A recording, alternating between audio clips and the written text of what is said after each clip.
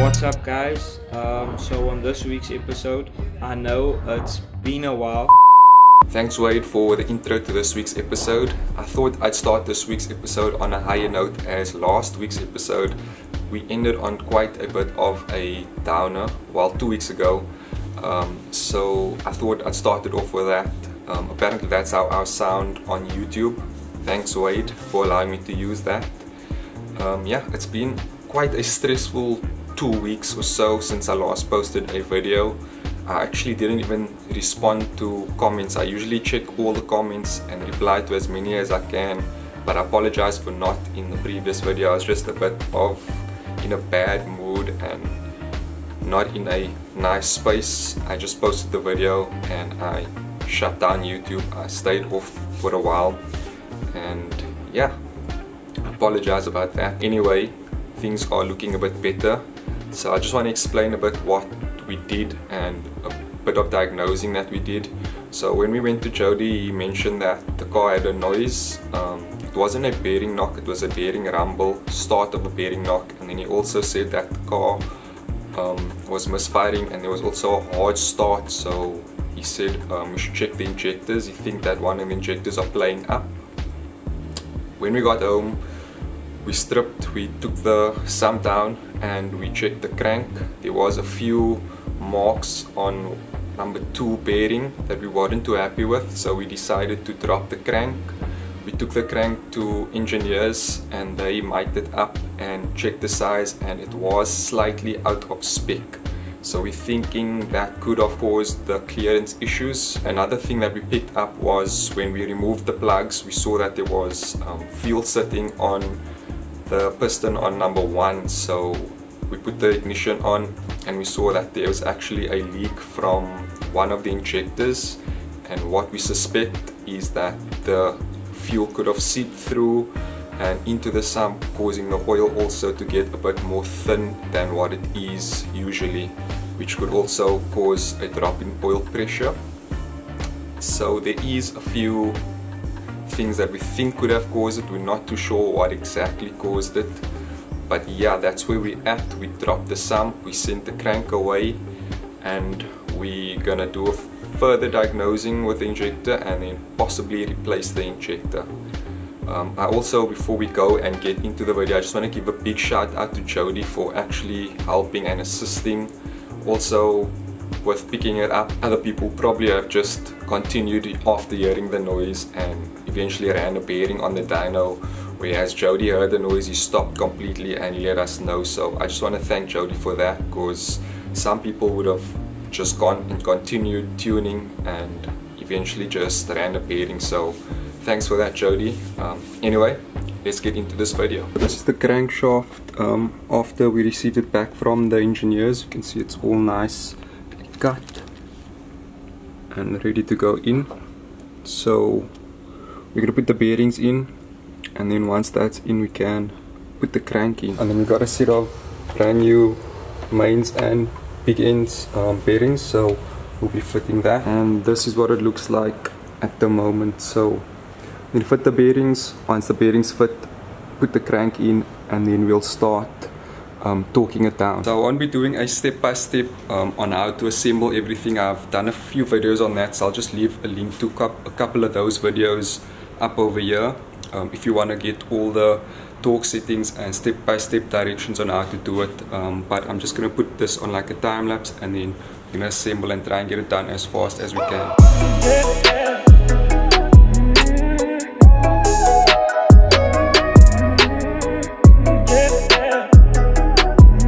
So we've got all the bearings in over here, as you can see. All is in, as well as on the rods. So we're just going to put some oil to lube it up, and then we're going to put the crank in and torque that down.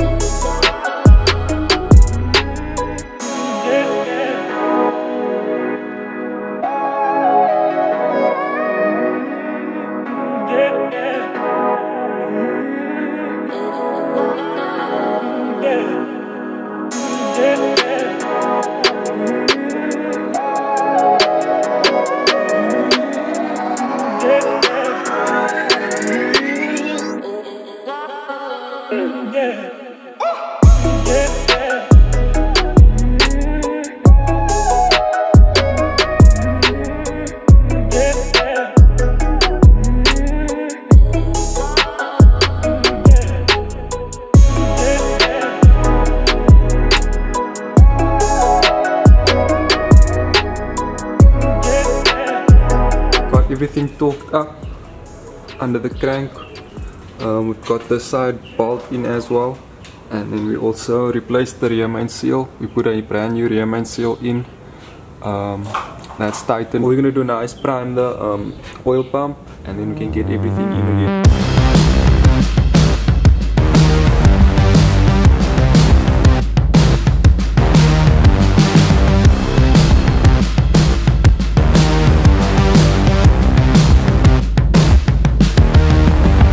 So we've got the oil pump in, we managed to get the sump tightened up, and we also got the clutch fitted. I didn't really film much of that, but we got that fitted. It's getting a bit late, so I'm gonna call it there for the day.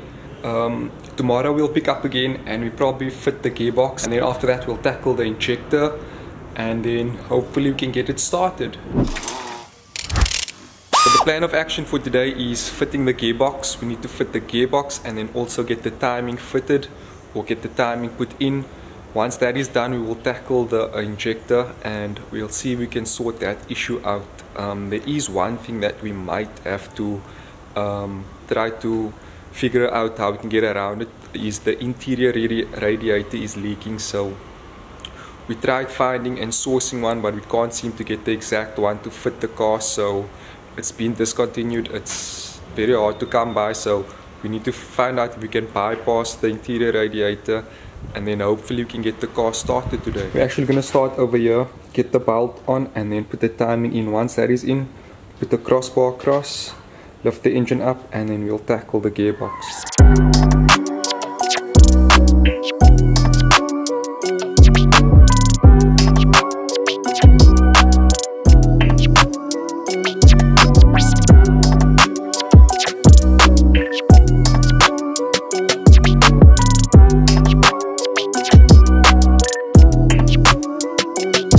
So we've got the timing in. You can see this over here where it says OT, and then there's a mark on the vernier over here on the pulley, and then if you look down there on that pulley, and then there's a mark on the cover as well. Those line up. On the distributor as well, you can see that mark is lined up with this over here, so that is slightly out, but obviously you're going to adjust it when you can adjust it over there when you're turning the distributor for advancing or retarding the timing, so that has to be as close as possible.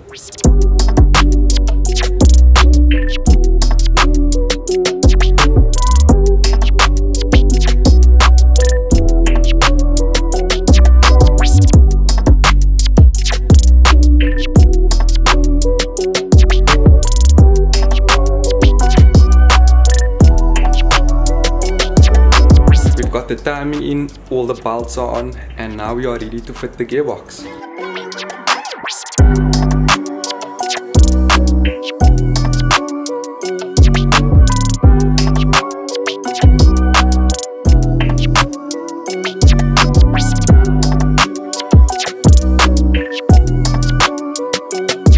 So we've got the gearbox in, everything's tightened up, put some new oil in as well, got the battery up, and then we just got this side disassembled. What we're gonna do is check if the leak is coming from injector number 1.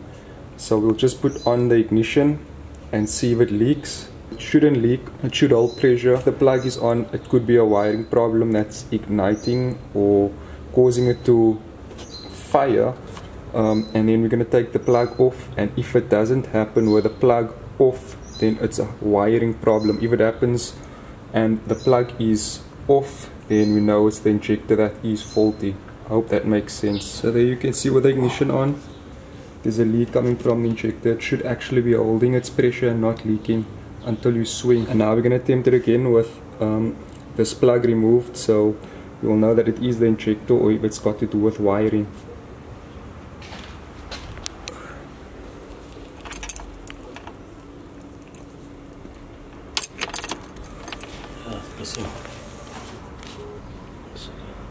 And still the same thing, so it's still leaking with that plug removed, so it's a faulty injector. Luckily we had a couple of extra injectors, so we're just going to swap it out with one of it and then check if there's any difference. So we've just replaced or swapped out the injector, and then we're going to put the ignition on now. We also got the clip back on, so it shouldn't leak out there. We're going to just put the ignition on now and check.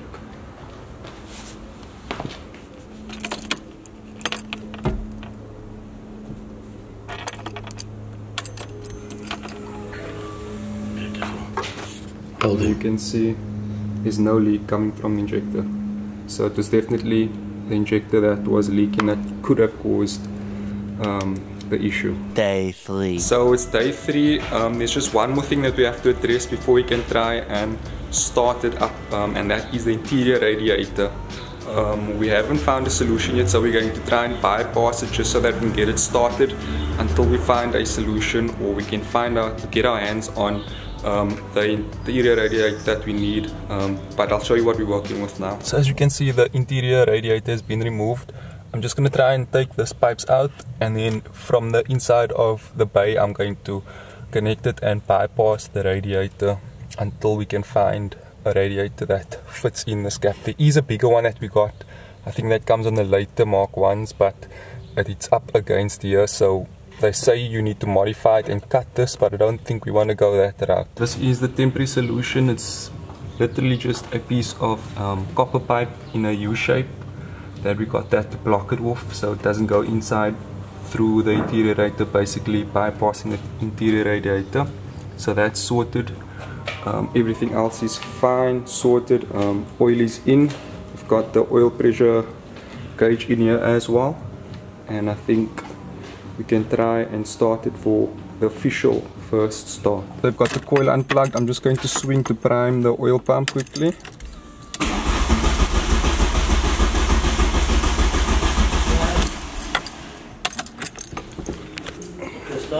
Here we go, we've connected it again, and we're going to try and start swing.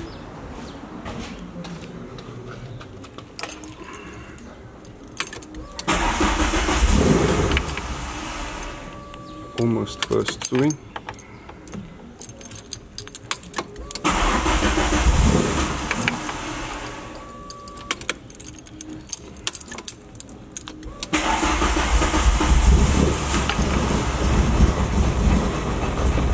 This is the third attempt.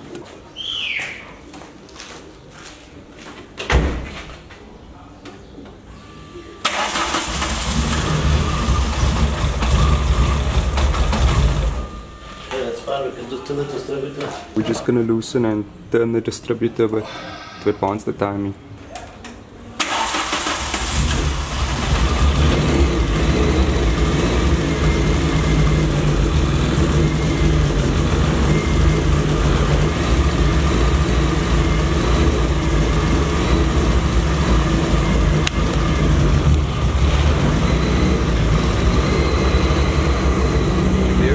First startup doesn't sound too bad. I'm just gonna let it idle a bit and then I'll give you an update, but it sounds decent.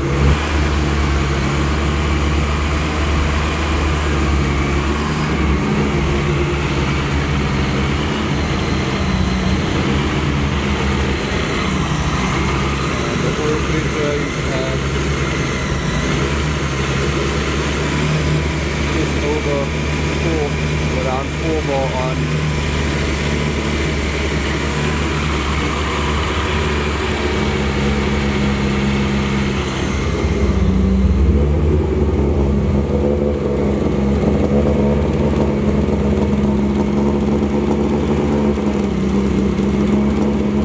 So everything sounds healthy, she's running good. We did the first cycle of the system. The fan came on, we just want to get the fan to come on again. But it's not idling 100%. We actually called Jody now and spoke to him. He said that he still needs to remap it because we did change the throttle body. If you remember, I put the other throttle body on there that was slightly cut. He asked us to put the original throttle body on, or a standard throttle body. For him, he thinks it was a bit sluggish because of that, so we changed the throttle body. We have a standard throttle body on now, so he said he still needs to remap it for that. So it's not idling 100% correctly at the moment. He still needs to remap it and then obviously tune it on the dyno. We just got the car up on the lift again to check out if there's any leaks from the bottom.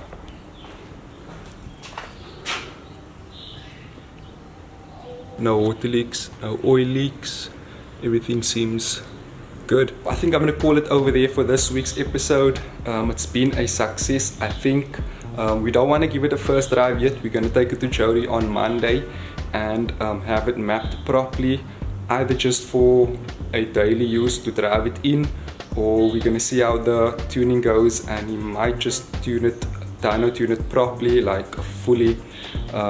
Once it's up on the dyno, we'll check. So Monday we'll take it to him, and yeah, then we'll probably get the first drive after that. But I'm extremely happy with where we are now. Car is started finally, no leaks, no noises. It's been really stressful, but thanks for following with me, thanks for being there, sending me messages. I really appreciate all of that from you guys. Thanks for watching, and I'll see you guys next week. Peace. Just another sunny day in Southern California.